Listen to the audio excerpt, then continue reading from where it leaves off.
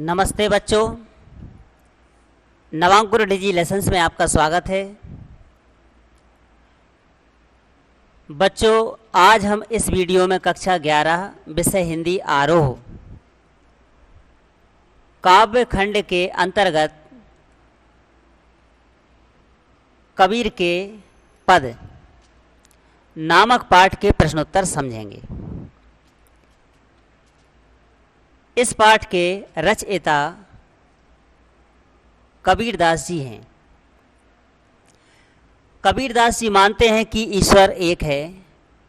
उन्होंने ईश्वर के अद्वैत रूप को स्वीकार किया है। जगत में एक ही ईश्वर की सत्ता है, एक ही ईश्वर है जो कण कण में व्याप्त है। तो प्रिय बच्चों, प्रथम वीडियो में हमने इस पाठ के पदों की व्याख्याओं को संदर्भ प्रसंग सहित समझा दिया था। अब हम इस वीडियो में प्रश्न उत्तर समझेंगे। तो आइए अब हम प्रश्न उत्तर समझते हैं। प्रश्न क्रमांक 1, कबीर की दृष्टि में ईश्वर एक है, इसके समर्थन में उन्होंने क्या तर्क दिए हैं? कबीर की दृष्टि में ईश्वर एक है, इसके समर्थन में उन्होंने तर्क दिए हैं कि जिस तरह संसार में एक ही हवा है, एक ही पानी है और सभी जगह एक ही ज्योति व्याप्त है, समाई हुई है, जिस प्रकार कुम्हार एक ही मिट्टी से तरह तरह के बर्तनों का निर्माण करता है, उसी प्रकार संसार के समस्त प्राणियों में एक ही ईश्वर व्याप्त है। सृष्टि के कण कण में एक ही ईश्वर समाया हुआ है। आगे वे कहते हैं कि ईश्वर लकड़ी में व्याप्त अग्नि की तरह होता है। जिस प्रकार बढ़ई लकड़ी को तो काट सकता है, किंतु उसमें व्याप्त अग्नि को नहीं काट सकता है, उसी प्रकार ईश्वर है। शरीर तो नष्ट हो जाता है, परंतु शरीर में उपस्थित आत्मा या शरीर में व्याप्त आत्मा, जो कि ईश्वर का रूप होती है, उसे नष्ट नहीं किया जा सकता है। वास्तव में ईश्वर एक है और सृष्टि के कण कण में एक ही ईश्वर समाया हुआ है। अब हम प्रश्न क्रमांक 2 समझते हैं। प्रश्न क्रमांक 2 क्या है? मानव शरीर का निर्माण किन पंच तत्वों से हुआ है? मनुष्य का शरीर का जो निर्माण है वो कौन कौन से 5 तत्व हैं जिनसे मनुष्य के शरीर का निर्माण हुआ है? मानव शरीर का निर्माण इन 5 तत्वों से मिलकर हुआ है। कौन कौन से हैं? नंबर 1 पृथ्वी, नंबर 2 आकाश, नंबर 3 अग्नि, नंबर 4 जल और नंबर 5 वायु। कौन कौन से 5 तत्व हैं? पृथ्वी, आकाश, अग्नि, जल और वायु। अगला प्रश्न है 3। प्रश्न क्या है? जैसे बाढ़ी काष्ठ ही काटे, अग्नि न काटे कोई, सब घटी अंतर तू ही व्यापक धरे स्वरूपई सोई। इसके आधार पर बताइए कि कबीर की दृष्टि में ईश्वर का क्या स्वरूप है। अब इसमें लिखा है जैसे बाढ़ी, लिखा हुआ है जैसे बाढ़ी। बाढ़ी का मतलब होता है बढ़ई, लकड़ी काटने वाला। काष्ट का अर्थ है लकड़ी और काटे का अर्थ है काटना। अग्नि का अर्थ है अग्नि। और सब घट अंतर तू ही व्यापक, सब घटी अंतर तू ही व्यापक, धरे स्वरूपई सोई सब घटी।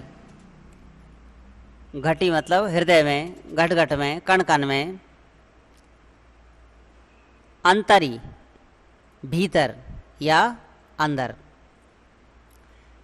तू ही मतलब ईश्वर से कहा गया है। व्यापक, वैसे व्यापक का अर्थ विस्तृत होता है, लेकिन यहाँ इसका अर्थ है व्याप्त, व्यापक रूप से व्याप्त है। धरे स्वरूपई सोई, स्वरूपई स्वरूप, धरे रखना, सोई वही। तो इसके आधार पर बताइए कि कबीर की दृष्टि में ईश्वर का क्या स्वरूप है।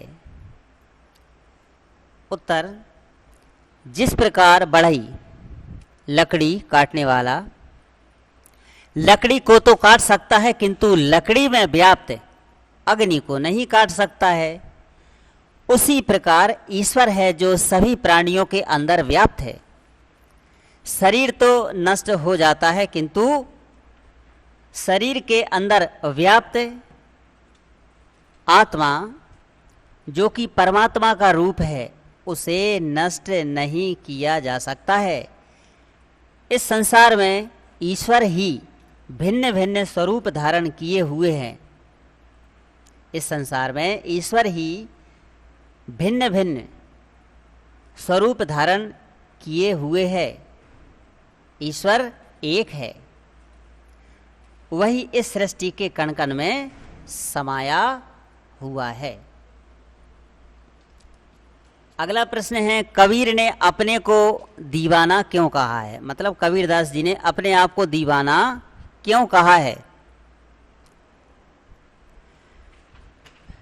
तो इसका उत्तर है, वैसे तो बच्चे जब हम पद की व्याख्या समझते हैं तो उत्तर अपने आप सामने आ जाते हैं। इसमें लिखा है कबीर ने अपने आप को दीवाना क्यों कहा है? अपने आप को दीवाना क्यों कहा है?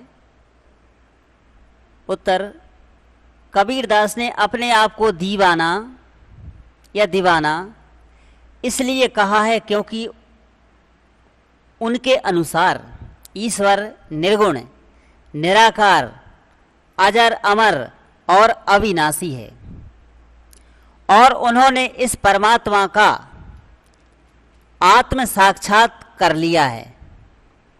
उन्होंने इस परमात्मा का आत्म साक्षात्कार कर लिया है, ईश्वर के सत्य को समझ लिया है, पहचान लिया है।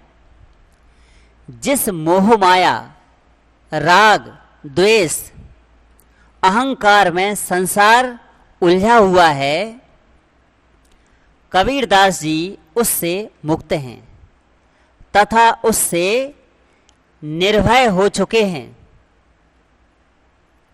वे ईश्वर की सच्ची भक्ति में पूरी तरह लीन हो चुके हैं, इसलिए उन्होंने अपने आप को दीवाना कहा है।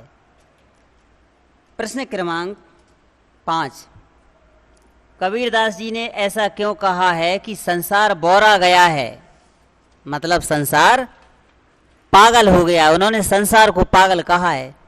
अब पागल क्यों कहा है? क्यों कहा है कि संसार बौरा गया है? उत्तर, बौराना मतलब पागल होना। कबीरदास जी ने संसार को पागल इसलिए कहा है कि यह संसार सत्य बोलने पर मारने दौड़ता है और सच्ची बात पर विश्वास नहीं करता है। झूठे लोगों और झूठी बात पर विश्वास कर लेता है। संसार के लोग तरह तरह के नियमों का पालन करते हैं, तरह तरह के धर्मों को मानते हैं, प्रातः काल उठकर स्नान करते हैं और आत्मा को छोड़कर पत्थर की पूजन करते हैं। उन्हें ईश्वर को प्राप्त करने का कोई ज्ञान नहीं है। संसार में ऐसे लोग भी हैं जो धार्मिक ग्रंथ पढ़ते हैं, कुरान पढ़ते हैं और ईश्वर तक जाने का उपाय बताते हैं, बल्कि उन्हें स्वयं ईश्वर को प्राप्त करने का उपाय मालूम नहीं है। संसार के लोग ईश्वर को प्राप्त करने के लिए तरह तरह के बाह्य आडंबर एवं दिखावा करते हैं, तीर्थ यात्रा करते हैं, टोपी माला धारण करते हैं, टोपी धारण करते हैं, माला धारण करते हैं, तिलक लगाते हैं, किंतु उन्हें आत्मा का ज्ञान नहीं है कि आत्मा में ही परमात्मा निवास करते हैं। हिंदू कहता है कि राम हमारा है और मुसलमान कहता है कि रहीम हमारा है। ईश्वर के नाम पर आपस में लड़ते झगड़ते हैं, किंतु वे इस रहस्य को नहीं जानते कि ईश्वर तो एक है। तो इसीलिए कबीरदास जी ने संसार को क्या कहा है? पागल कहा है। प्रश्न क्रमांक 6। कबीर ने नियम और धर्म का पालन करने वाले लोगों की किन कमियों की ओर संकेत किया है? उत्तर, कबीरदास जी के अनुसार जो तरह तरह के नियम और धर्म का पालन करते हैं, वास्तव में वे धर्म के नाम पर केवल दिखावा करते हैं। नित्य नियम पूर्वक प्रातःकाल स्नान करते हैं, आत्मा को छोड़कर पत्थर की पूजा करते हैं, वृक्षों की पूजा करते हैं, तीर्थ यात्रा करते हैं, तिलक लगाते हैं। वास्तव में ऐसे लोगों को ईश्वर प्राप्त करने का कोई ज्ञान नहीं है। ईश्वर प्राप्त करने के लिए आत्म तत्व का ज्ञान होना आवश्यक है, क्योंकि आत्मा में ही परमात्मा निवास करते हैं। अब हम प्रश्न क्रमांक 7 समझते हैं। अज्ञानी गुरुओं की शरण में जाने पर शिष्यों की क्या गति होती है? यदि शिष्य अज्ञानी गुरुओं की शरण में पहुंच जाता है तो शिष्यों की क्या गति होती है?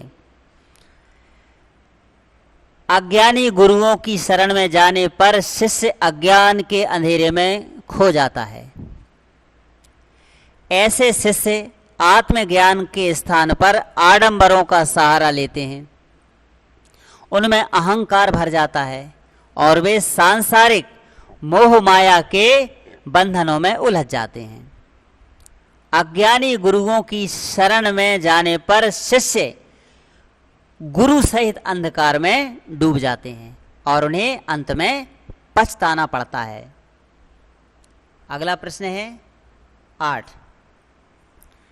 बाह्य आडंबरों की अपेक्षा स्वयं मतलब आत्म को पहचानने की बात किन पंक्तियों में कही गई है? उन्हें अपने शब्दों में लिखें। तो बाह्य आडंबरों की अपेक्षा स्वयं को पहचानने की बात निम्न पंक्तियों में कही गई है। पंक्तियां इस प्रकार हैं। टोपी पहरे माला पहरे छाप तिलक अनुमाना, साखी शब्दई गावत भूले आत्म खबर न जाना। एक तो यह पंक्ति है। अगली पंक्ति है आत्म मार पखा नहीं पूजई, उनमें कछु नहीं ज्ञाना। यह पंक्तियां थी जिसमें आत्मा को पहचानने की बात कही गई है।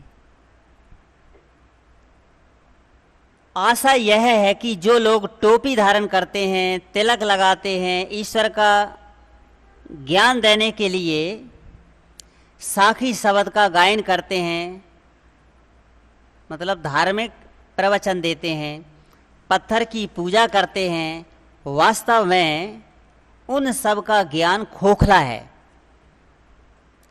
वे आत्मा को नहीं पहचान पाते हैं, उन्हें आत्म तत्व का ज्ञान नहीं होता है, क्योंकि आत्मा में ही परमात्मा निवास करते हैं। आत्म तत्व के ज्ञान से ईश्वर को सरलता से प्राप्त किया जा सकता है। तो बच्चों, इस तरह इस पाठ के प्रश्नोत्तर समाप्त होते हैं।